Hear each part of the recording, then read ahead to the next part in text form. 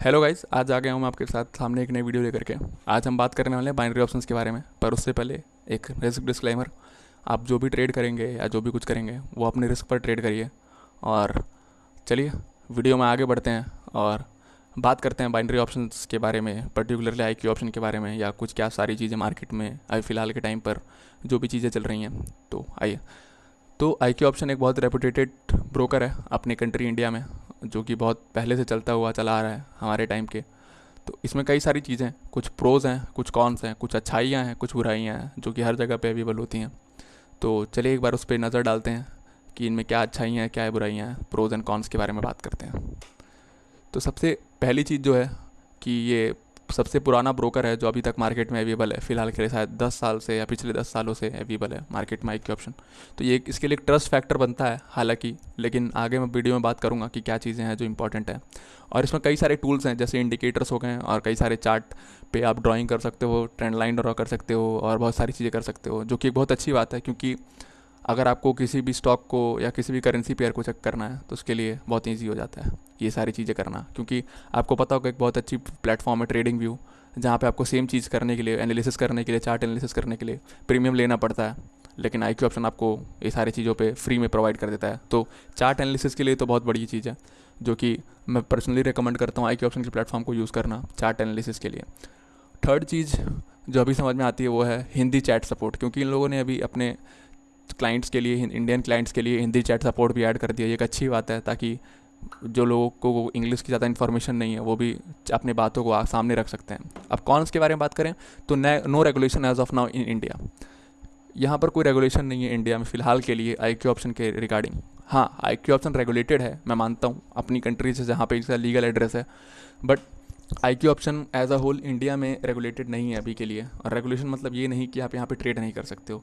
Regulation मतलब यहाँ पर ये है कि आप रेगुलेशन मतलब यहाँ पर ये है कि इसके इन सब बाइनरी ऑप्शंस के लेकर के अपनी इंडिया में कोई रूल्स एंड रेगुलेशन नहीं है, कोई लॉ नहीं है जिसके अगेंस्ट आप कोई लीगल एक्शन ले पाओ इन ब्रोकर्स के अगेंस्ट। कोई लीगल एक्शन मतलब सपोज आपने पैसे डिपॉजिट किए, आपने बहुत सारे पैसे बनाए, बट ब्रोकर ने पैसे देने से आपको मना कर दिया, हम विड्रॉल नहीं देंगे, आपका अकाउंट बैन कर दिया, या एन नंबर ऑफ थिंग्स। ठीक है। तो OTC मार्केट के बारे में बात करते हैं। OTC मार्केट जो होते हैं वीकेंड्स पे जो चलते हैं, सैटरडे संडेज़ को, जो ये लोग बहुत अच्छे से एडवर्टाइज़ करते हैं कि एक बहुत अच्छा अपॉर्चुनिटी है सैटरडे संडे मतलब वीकेंड्स को ही पैसे बनाने का। वो बिल्कुल रिग्ड होते हैं, वो बिल्कुल पूरी तरह से ब्रोकर जो होता है वो मैनिपुलेट करता है, अपने आप से कंट्रोल करता है। तो आप इसमें कुछ भी नहीं कर सकते अपने अकॉर्डिंगली, कोई भी चीज़ आप इससे नहीं कर पाओगे। और इंडिया में कोई रूल नहीं है इसके अगेंस्ट, तो आप उसमें कंप्लेन भी नहीं कर सकते हो कोर्ट में, या कहीं भी लीगल एक्शन नहीं ले सकते इन ब्रोकर के अगेंस्ट। ये फॉरेन की ऑफशोर ब्रोकर्स हैं, मैंने आपको बताया अभी। ऑफशोर ब्रोकर्स मतलब बाहर की कंट्रीज़ के हैं। इनके इनफैक्ट ऑफिस भी टेम्परेरी होते हैं, आपको कोई इन्फॉर्मेशन नहीं मिल पाएगी इनकी कि इनकी ऑफिस कहाँ पे है, या आप कोई लीगल एक्शन अगर वर्ल्ड कोर्ट में ही मारना चाहो, मतलब इंटरनेशनल कोर्ट में मारना चाहो, तो आप नहीं मार पाओगे, क्योंकि आपको इनकी लीगल एड्रेस ही नहीं पता। विड्रॉल इशूज़, इसके बारे में हम आगे बात करेंगे कि विड्रॉल इशूज़ क्या होता है, कैसे काम करता है और क्या प्रॉब्लम्स, और कैसे आप इन सब चीज़ों से बच सकते हैं, विड्रॉल इशू वगैरह से आप आगे बढ़ सकते हैं कि कैसे आप इनसे थोड़ा सा बच सकते हैं कि आपको विड्रॉल का इशू ना आए आपके। Lag in the platform of timing closing, ये बहुत रिसेंट चीज़ जो मैंने अभी देखी फ़िलहाल के टाइम पर, कि एक लैग फेस करने को मिल रहा है लोगों को टाइमिंग, मतलब ट्रेडिंग के क्लोज होने के टाइम पे ट्रेड के, और IQ ऑप्शन पे ये फ़िलहाल के कुछ 6-7 महीनों से फेस करना पड़ रहा है लोगों को। उससे पहले ये नहीं था फ़िलहाल के लिए। अब IQ ऑप्शन क्या पता है, इसको फ्यूचर में हो सकता है कि इम्प्रूव करने की कोशिश करे या ना भी करे, इस पर कुछ नहीं। और लो पे आउट जो अभी सबसे बड़ी प्रॉब्लम चल रही है, कि पे आउट जो आ रहे हैं वो सिर्फ 70 to 75% मिल रहा है, हालांकि पहले 90% तक पे आउट हमें देखने को मिलता था। कभी कभार तो इनफैक्ट 95% भी यूरो USD वगैरह के पेयर वगैरह में हमें देखने को मिल जाता था। बट अभी फ़िलहाल के लिए तो हमें 70 to 75% पूरे दिन लगभग यही देखने को मिलता है, 70 to 75%। सबसे मोस्ट रिसेंट रिपोर्टेड इशू है ये अभी फ़िलहाल के लिए, जो लोगों ने मेरे को अभी फ़िलहाल के लिए रिपोर्ट किया है, और मैंने भी पर्सनली देखा है कि 70 to 75% ही पे आउट हमें मिल रहा है। आगे बात करें, एक बहुत ही अच्छे सोर्स से मैंने निकाला हुआ है, और इसके बारे में अगर बात करूँ तो मैं आपको इसका सोर्स जो है वो पूरा डिस्क्रिप्शन में दे दूँगा।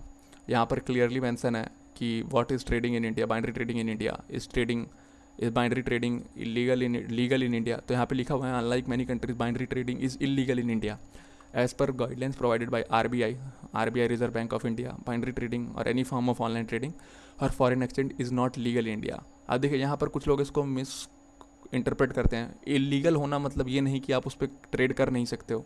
इलीगल होना मतलब ये कि आप वहाँ पर ट्रेड कर सकते हो, बट गवर्नमेंट उसकी कोई भी रिस्पॉन्सिबिलिटी नहीं देखती है कि अगर आप कोई भी फ़ंड लूज़ करते हो या आप कोई भी चीज़ आप यहाँ पर इन ब्रोकर्स पे जाकर के कोई भी फ़ंड को लूज़ करते हो, तो आप कोई भी लीगल एक्शन नहीं ले सकते। कोई लॉ नहीं बना हुआ है, इलीगल मतलब कोई लॉ नहीं बना हुआ है इस इन फॉर्म ऑफ ट्रेडिंग के, मतलब ऑनलाइन ट्रेडिंग हो गया, आई की ऑप्शन या कोई भी सारी एन नंबर ऑफ प्लेटफॉर्म्स हैं। तो फाइनेंशियल सेक्टर जो है वो आरबीआई और सेबी रेगुलेट करता है, और सेबी ने या आरबीआई ने कोई भी रेगुलेशन नहीं दी है इन ब्रोकर्स को इंडिया में फ़िलहाल के लिए। हो सकता है कि फॉरेन में ये रेगुलेटेड हो, बट आपको तो इंडिया से रहना, आपको जो भी चार्ज बैक मारोगे या कोई भी इनके अगेंस्ट एक्शन लोगे वो इंडिया से लोगे। तो इंडिया से तो कोई रेगुलेशन नहीं है, तो आपकी गवर्नमेंट कोई हेल्प नहीं कर पाएगी इन सब चीज़ों में। इंडिया में एक और था the foreign exchange and management act. इसके according binary trading, forex trading को इंडिया में मतलब आपको रेस्ट्रिक्ट करता है गवर्नमेंट ना, कहने मतलब आपको एडवाइस करता है कि आप इन सब चीज़ों में इन्वेस्ट ना करो। हालांकि कुछ फॉरेक्स ब्रोकर्स हैं जो रेगुलेटेड हैं अपने इंडिया में भी। इसके बारे में हम आगे फ्यूचर में एक वीडियो बना रहे होंगे, तो यहाँ पर आप देख पाएंगे उसमें कि कौन कौन से हैं और कुछ पे रिलायबल आप रिलाई कर सकते हैं। तो गवर्नमेंट बोलता है कि अब कोई रूल एंड रेगुलेशन नहीं है बाइनरी ट्रेडिंग का, आप अपने ओन रिस्क पे अपने फ़ंड को रखो, और अगर आप पैसे हारते भी हो या कुछ भी आपके साथ फ्रॉड होता है ऑनलाइन या कोई भी तरह का स्कैम होता है, तो इसके लिए आप खुद रिस्पॉन्सिबल होगे। कोई और इसके लिए रिस्पॉन्सिबिलिटी नहीं लेगा, ना तो गवर्नमेंट लेगी ना तो कोई और। ये सबसे बड़ा इशू जो आजकल के टाइम पे है बाइनरी ऑप्शन ट्रेडिंग, मतलब जो कि बहुत फेमस हो रहा है बाइनरी ऑप्शन ट्रेडिंग। अब जरा बात कर रहे हैं working of a binary broker. ये बाइनरी ब्रोकर काम कैसे करते हैं, बेसिकली इनके पीछे का जो होता है ना बिजनेस मॉडल क्या है। तो आप एक क्लाइंट या इन्वेस्टर हो, आप किसी एक कंट्री से हो, सपोज आप इंडिया से हो, आप एक इंडियन कंट्री, आप इंडियन हो एक, और आपने एक वेबसाइट जो ब्रोकर है www.xyz, कोई भी ब्रोकर हो सकता है वो, आप वहाँ पे साइन अप करते हो। तो आपको देखने को मिल जाता है कि यहाँ पर xyz.com पे कि दो अलग अलग तरह के एड्रेसेस आपको समझ में आएंगे। एक होता है लीगल एड्रेस, जहाँ से वो कंपनी अपने आप को लीगल मतलब रजिस्टर्ड बताते हैं जिस कंट्री से, और most of the cases, most of the क्या 99% ऑफ द केसेस में वो एक बहुत ही छोटी कंट्री होती है, जैसे वैटिकन सिटी हो गया, या कुछ आइलैंड्स होते हैं जिनके बारे में सुन शायद आपने नाम भी नहीं सुना होगा। साउथ अफ्रीकन आइलैंड्स हो गए, या एशिया में कई सारे आइलैंड्स हैं जिनके बारे में आपने आज तक नाम भी नहीं सुना होगा।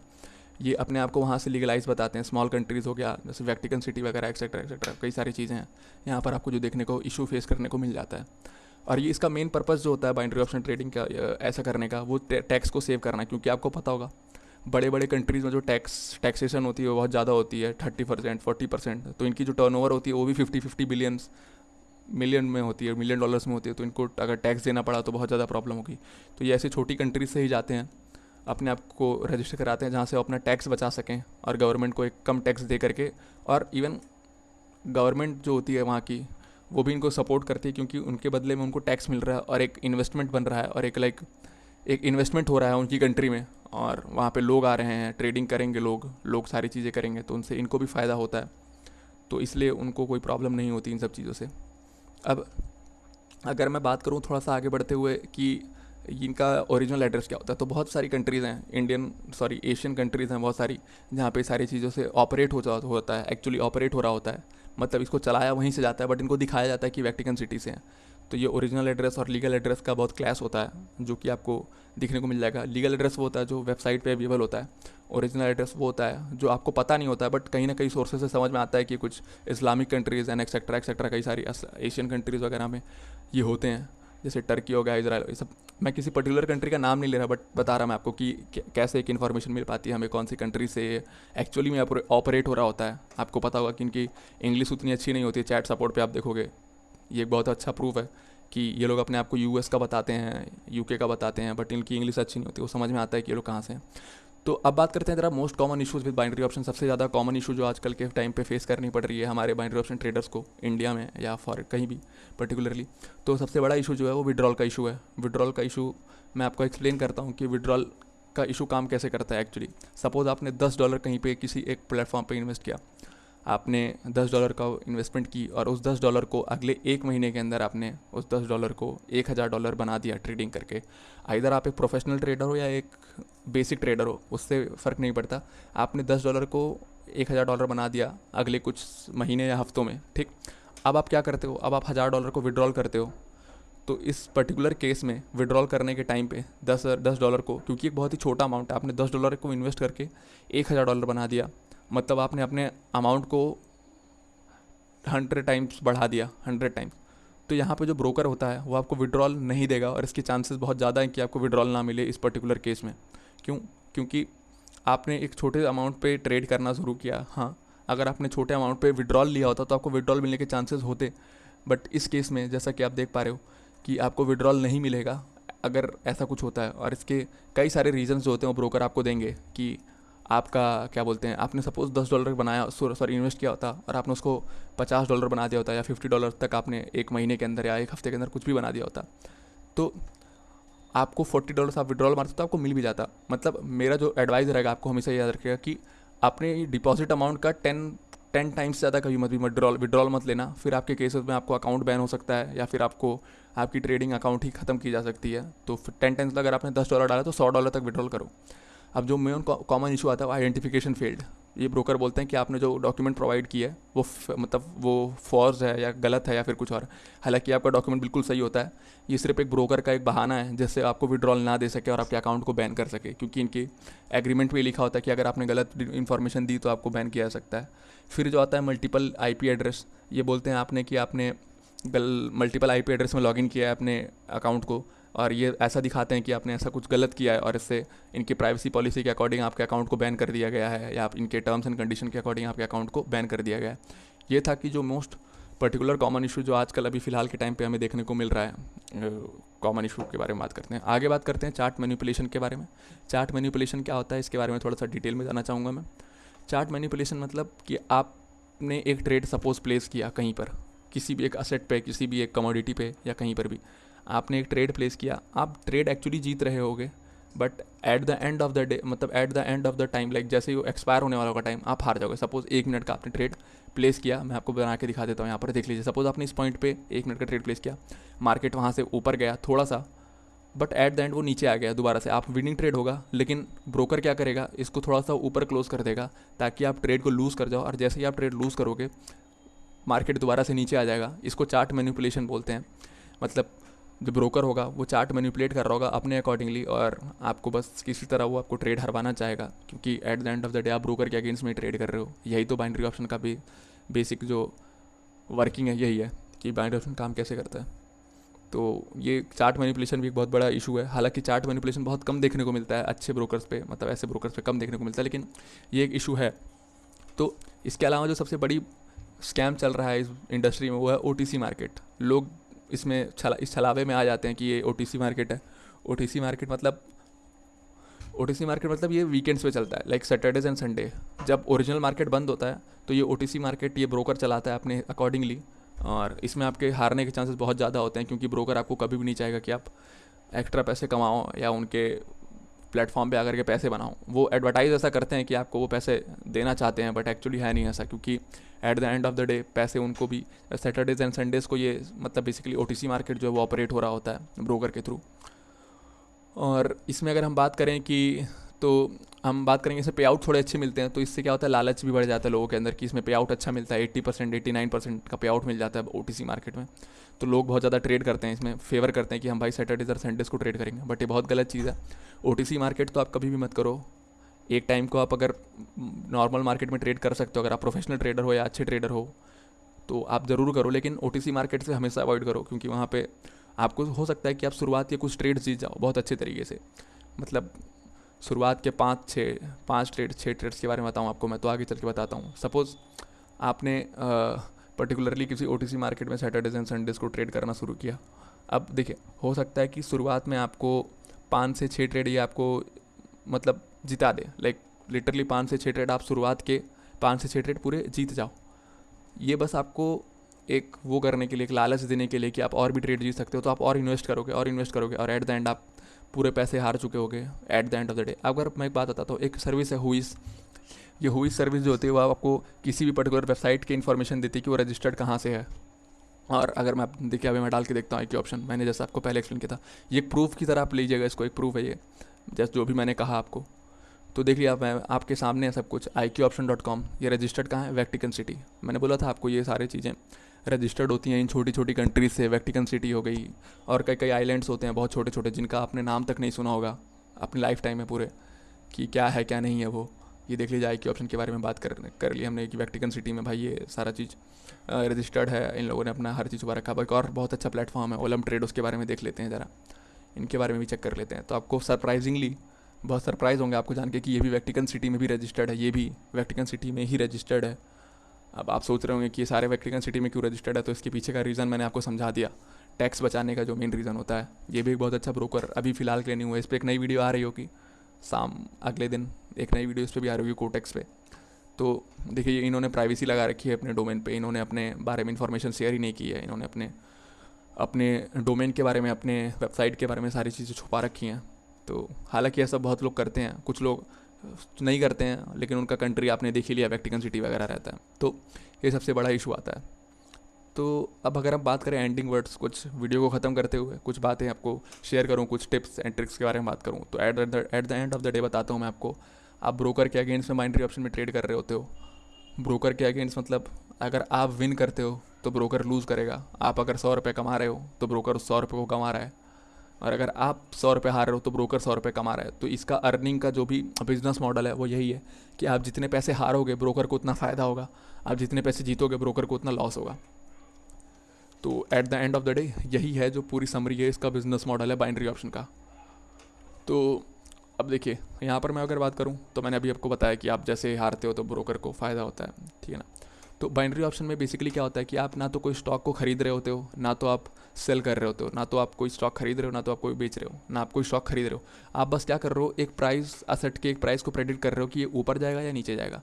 मतलब बेसिकली पूरा मोर और लेस गैम्बलिंग की तरह ही हुआ कि आपने ऊपर हेड एंड टेल्स वाली टाइप हुआ, लाइक आपने या तो ऊपर बोला या तो नीचे बोला, 50% चांसेस है कि आप जीत जाओगे ट्रेड को। अब binary option is whole not a scam. मैं आपको बताता हूँ, बाइनरी ऑप्शन पूरी तरह से स्कैम नहीं है। ये इंडस्ट्री बहुत अच्छी इंडस्ट्री है और फॉरेक्स की तरह ही बहुत अच्छी है, बट इसमें कुछ ब्रोकर्स हैं जो रेगुलेटेड होते हैं, मतलब बहुत ज़्यादा वर्ल्ड वगैरह वाइडेड है। जैसे एक नैंडेक्स करके ब्रोकर है जो फ़िलहाल के लिए यूएस में अवेलेबल है, और बाकी कंट्रीज़ में तो फ़िलहाल के लिए पता नहीं, अवेलेबल नहीं है फ़िलहाल के लिए। बट कुछ ब्रोकर्स हैं जो रेगुलेटेड होते हैं पर्टिकुलर, लेकिन क्योंकि कोई ब्रोकर फ़िलहाल के लिए इंडिया में रेगुलेटेड नहीं है, तो हमें फ़िलहाल के लिए बाइनरी ऑप्शन को अवॉइड करना चाहिए अनटिल अनलेस कोई इंडियन कंट्री में, लाइक कोई इंडियन मार्केट में कोई ऐसा ना ब्रोकर ना आ जाए जिसको सेबी या आरबीआई द्वारा वो रेगुलेशन आपको मिला हुआ है उस ब्रोकर को पर्टिकुलरली। तो अगर आप फिर भी इस वीडियो को देखने के बाद भी अगर आपको लगता है कि बाइनरी ऑप्शन को ट्रेड करना चाहिए, हमें एक ट्राई देना चाहिए, तो ज़रूर ट्राई करिए। बट हमेशा याद रखिए, इन्वेस्टमेंट उतना ही करिए जितना आप अफोर्ड कर सकते हो लूज़ करना, जितना आप अफोर्ड कर सकते हैं। चाहे आईक्यू ऑप्शन हो, आईक्यू ऑप्शन वगैरह तो थोड़े से अच्छे हैं, मतलब इनको मैं फेयर बोलूँगा, ज़्यादा अच्छे भी नहीं बोलूँगा ना ज़्यादा बुरा बोलूँगा, लेकिन फेयर बोलूँगा मैं आपको इस बारे में। और हमेशा इन्वेस्टमेंट उतना ही करें जितना आप अफोर्ड कर सकते हैं लूज़ करना। कभी भी अपने फाइनेंशियली, अगर आप फाइनेंशियली बहुत ज़्यादा लो हों तो आप इन्वेस्टमेंट ना करें, इस चीज़ से दूर रहें।